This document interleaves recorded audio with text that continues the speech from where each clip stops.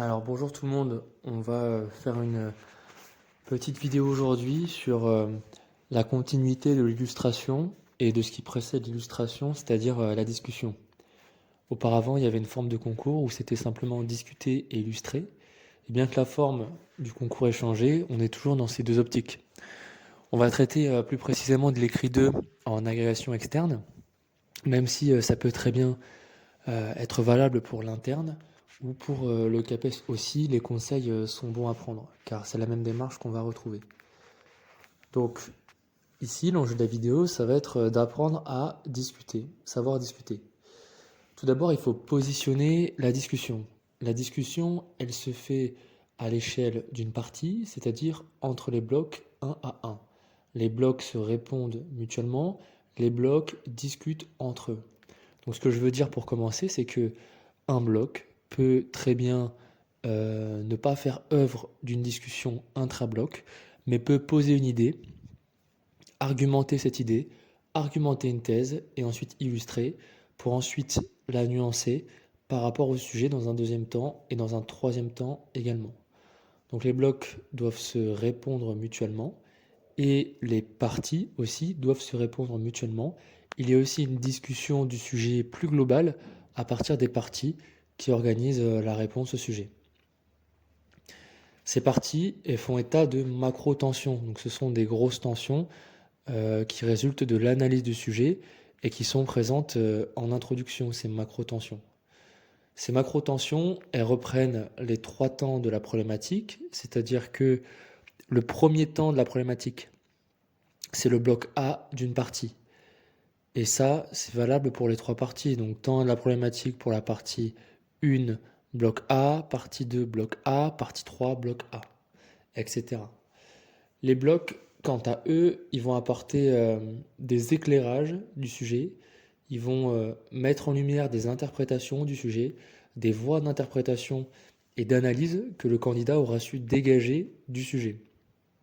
Donc l'enjeu de la discussion et de l'argumentation, c'est bien de discuter et d'argumenter par rapport au sujet en collant au maximum par rapport à une voie d'interprétation, une analyse que peut faire le candidat du sujet. Une bonne copie, ça livre un contenu riche et divers, donc dans les connaissances qui sont mobilisées, mais qui ne s'apprécie que par rapport à la discussion qui est créée par rapport au sujet. Donc savoir discuter dans le développement, c'est forcément se pencher sur l'analyse du sujet par le candidat avant d'écrire, avant de faire son plan. Il faut vraiment dégager des tensions petites, des macro-tensions plus grandes. Et c'est la démonstration qui va opérationnaliser la discussion, qui va rendre compte de cette analyse et de cette démonstration, de cette hiérarchisation et de cette construction de l'argumentaire pour répondre au sujet et montrer en quoi le sujet est riche, complexe et sur quelle forme du sujet on peut argumenter. On va maintenant se pencher plutôt sur la discussion à l'échelle d'une partie. Donc à l'échelle d'une partie, il faut avancer une tension, une macro-tension. Pour le bloc A, il faut avancer une idée de base qui va procéder de l'analyse du sujet et qui rend compte d'une tension qui aurait été dégagée en introduction. Donc ça va être une thèse plutôt centrale sur laquelle ensuite le bloc B et le bloc C vont reposer. Et ça débute vers la tension, la macro-tension, et ça fait état donc d'un reflet, d'une micro-tension de cette tension-là. L'idée qui est avancée dans le bloc A doit coller au maximum au sujet et les idées qui sont avancées doivent reprendre pour chacune d'elles le sujet sous un angle différent, sous un angle particulier et précis. Il ne faut pas qu'il y ait de redondance entre les parties. Il ne faut pas qu'il y ait de redondance entre les blocs. La clé pour ne pas créer cette redondance et vraiment dégager des tensions opérationnelles, c'est d'interroger les relations entre les termes du sujet. C'est d'interroger les relations qui sont posées par le sujet. Le but, c'est de remettre en cause ces relations. Le but, c'est d'interroger ces relations et se demander si c'est toujours valable ou si dans un autre sens, ce ne serait pas possible. Donc les relations doivent être interrogées au maximum en quelques mots. Ensuite, quand on défend une idée, L'idée, quand on en avance une, ça va être de prendre un parti scientifique, prendre parti scientifiquement, baser son idée sur un parti pris scientifique. Et donc cette idée qui est valable par rapport au sujet, elle est éclairée, explicitée, étayée, développée au regard d'une approche scientifique. On peut reprendre un auteur ou plusieurs qui sont en lien avec la même approche. Pour autant, il est important de ne pas mêler des auteurs qui sont d'approches différentes, ou encore de juxtaposer plein d'auteurs qui seraient de paradigmes différents, ce qui nuirait à la clarté et à la lisibilité de l'argument et de l'idée qui est défendue.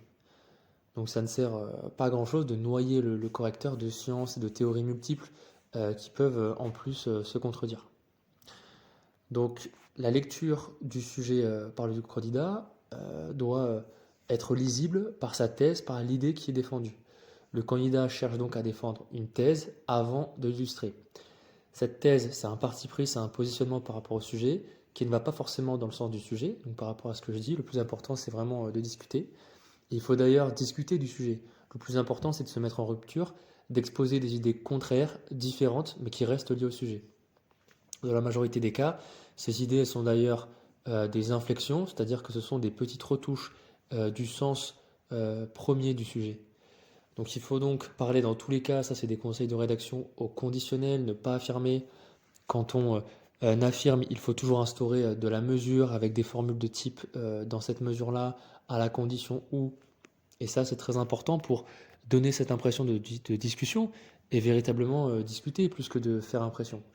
Il faut donc défendre une idée, l'exposer, la soutenir scientifiquement, sans affirmer que cette idée est la vérité et surtout qu'elle est seule. C'est très important de ne pas considérer les choses qu'on avance comme une vérité, et c'est pour ça qu'on parle conditionnel et qu'on instaure de la mesure dans les propos. Enfin, les différentes idées à l'échelle d'une partie, elles sont décomposées en 3 blocs, donc un bloc A, B et C. 3 blocs, 3 idées qui se regroupent autour d'une macrotension. 3 idées qui vont se répondre entre elles autour de microtensions, de points d'inflexion entre elles, donc entre chacune d'elles. Le fil directeur, ça reste le sujet, et parmi les derniers conseils que je peux donner pour ce développement, c'est que ces nuances, elles ne doivent pas concerner le dispositif, ce qu'il contient, les activités support. L'agrégation et ses dissertations en écrit 2, c'est le témoin de débats d'idées. Les nuances, ça concerne donc les idées qui auront été avancées précédemment. Et donc pour ça, il faut étayer à partir de différents scientifiques et d'acteurs et d'actrices du monde professionnel, de l'éducation, des sciences sociales en général, de la sociologie du corps et du sport. La discussion intra-bloc n'est d'ailleurs pas obligatoire. Il vaut mieux préférer une discussion entre les blocs plutôt qu'à l'intérieur d'un même bloc.